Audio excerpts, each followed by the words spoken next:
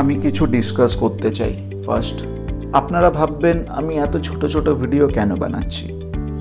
তো আমি প্রথমেই বলে দিতে চাই, ছোট ভিডিও বানানোর উদ্দেশ্য, যেহেতু এখন মার্কেটে কেউ ফুল ভিডিও দেখতে চায় না, বড় ভিডিও দেখতে চায় না, তার জন্য আমি ছোট ছোট বানাচ্ছি।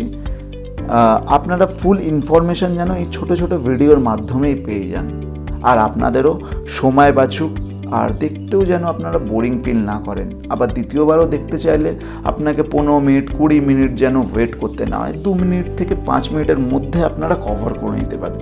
তার জন্য আমার উদ্দেশ্য ছোট ছোট ভিডিও বানানো। তো এবার আমরা আর একটা পার্টে যাই, সাইকোলজি। সাইকোলজিটা কি? সাইকোলজি হলো মনোবিজ্ঞান। মনোবিজ্ঞান কাকে বলে? আমাকে প্রথমত দেখতে হবে যে ক্যারেক্টারটা প্লে করছি সেই ক্যারেক্টারটার মাইন্ড সেট আপটা কেমন।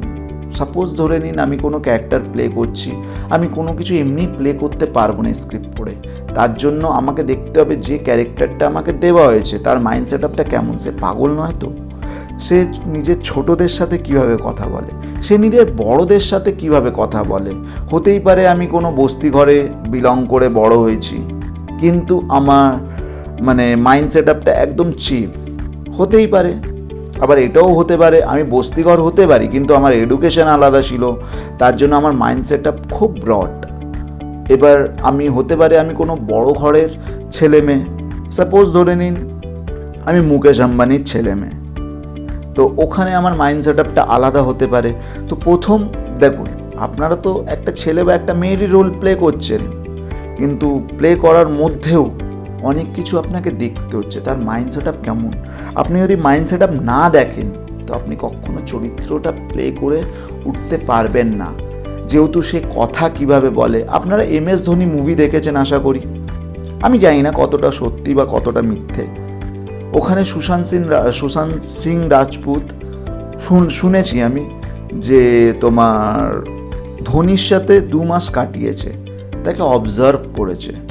তার মানে কি কি অবজার্ভ করেছে? নিশ্চয়ই তাকে অবজার্ভ করেছে তার কথাবার্তা, তার বডি ল্যাঙ্গুয়েজ।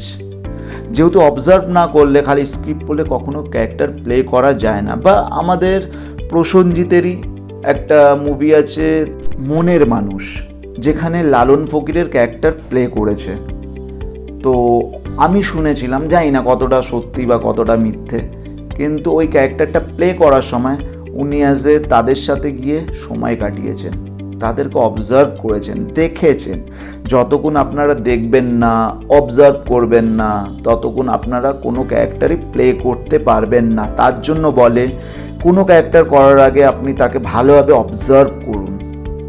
থার্ড পয়েন্ট আমরা এর পরের ভিডিওটা ডিসকাস করি। Thank you.